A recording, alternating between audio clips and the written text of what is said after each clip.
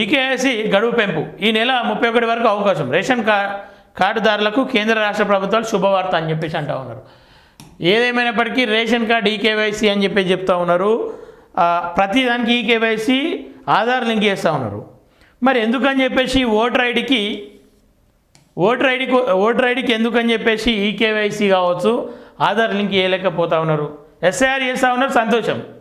Aadhaar link ఎందుకు వేయలేకపోతా ఉన్నారు, pan link ఎందుకు వేయలేకపోతా ఉన్నారు? ఎందుకంటే దొంగ ఓట్లు వేపించుకోవాలన్న ఉద్దేశం ప్రభుత్వాలకు అటు ప్రతిపక్షాలకు ఉంటుంది. సో దానిపైన బలపైన పోరాటం రాదు. ఆగస్టు 31 వరకు చివరి అవకాశం. రేషన్ కార్డుదారులకు కేంద్ర రాష్ట్ర ప్రభుత్వాలు భారీ ఊరట కల్పించాయి. రేషన్ కార్డులు ఈకేవైసీ నమోదు గడువు ఈ నెలాఖరుతో ముగియనున్న నేపథ్యంలో లబ్ధిదారులు సౌకర్యార్థం దానిని ఆగస్టు 31 వరకు పొడిగించారు. అలాగే ఈకేవైసీ పూర్తి చేయని వారికి కూడా ఎలాంటి ఇబ్బంది లేకుండా రేపటి నుంచి ఒక్కో రేషన్ కార్డుపై 3 నెలల బియ్యం ఇతర రేషన్ సరుకులకు ఒకేసారి పంపిణీ చేయాలని నిర్ణయించింది.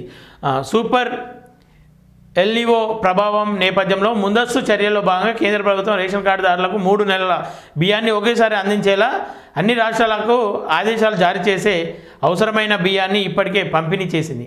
ఈ నేపథ్యంలో రాష్ట్ర ప్రభుత్వం కూడా రేషన్ కార్డుల ఈకేవైసీ నమోదు గడువును ఆగస్టు 31 వరకు పొడిగిస్తూ నిర్ణయం తీసుకుంది.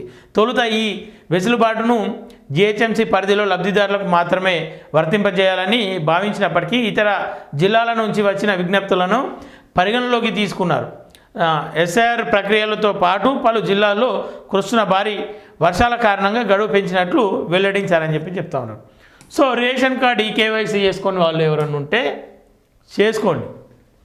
ఇప్పుడు చేసుకోకుండా సమయాన్ని టైంపాస్ చేసి సమయాన్ని వృధా చేసుకొని తర్వాత అయిపోయాక ప్రభుత్వం పైన విమర్శలు చేసినా లేదంటే ఈ కొత్త విధానాలపైన విమర్శలు చేసినా ఉపయోగం లేదని చెప్పేసి చెప్తా ఉన్నాను.